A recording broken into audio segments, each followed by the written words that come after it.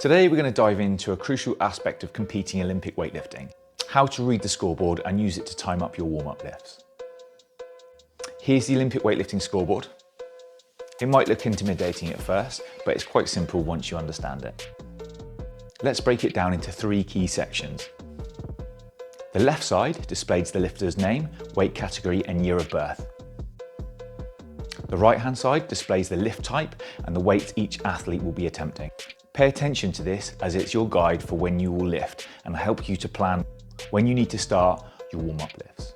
Successful attempts are displayed in green, while missed attempts are in red. The lifter's current total will be displayed on the right. Warming up for a weightlifting competition involves timing your lifts leading up to your name being called. It's important to monitor the scoreboard during your warm-up, as the time of your first lift is only partially predictable. You will need to count the number of lifts that happen before your opening lift, then monitor lifts as they're completed to assess whether or not the competition is running to your predicted timeline. Here we will use Anakin as an example of how he or his coach could count lifts leading up to his opening snatch.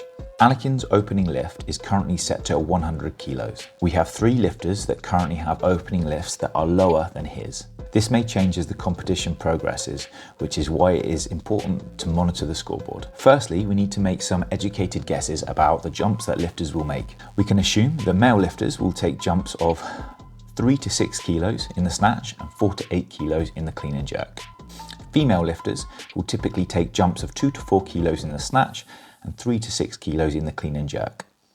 In this example, providing neither Poe or Django move their opening lift, they will both take all 3 of their attempts before Anakin takes his first.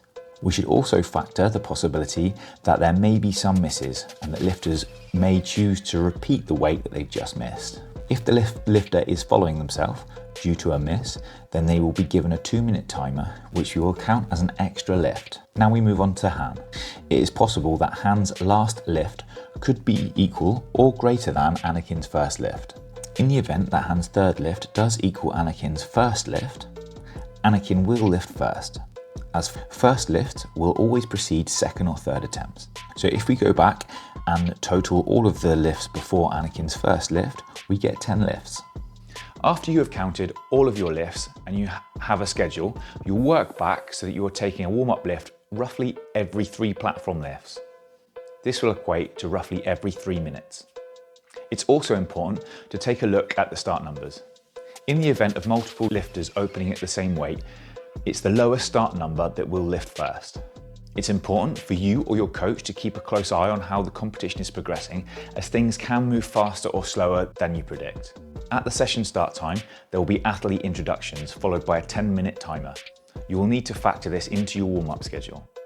When going into competition, you should have a plan for each of your 3 attempts. For your first competition, I'd recommend being conservative with your attempts and give yourself something to build on in future competitions. A good guide for your opening lifts as a beginner would be what you can snatch and clean and jerk for a heavy double. You should have a plan for how many warm-up lifts you'll take and know what weights they'll be. Lifters typically take between 3 and 6 warm-up lifts, with some lighter technical work before to help prime your body. Lastly, stay calm and focused. By understanding the Olympic weightlifting scoreboard and using it to time up your warm-up lifts, you'll be better prepared for a successful competition. Thanks for watching. If you found this video helpful, don't forget to like, subscribe and share it with fellow lifters. If you have any questions or topics you'd like me to cover in future videos, please leave a comment below.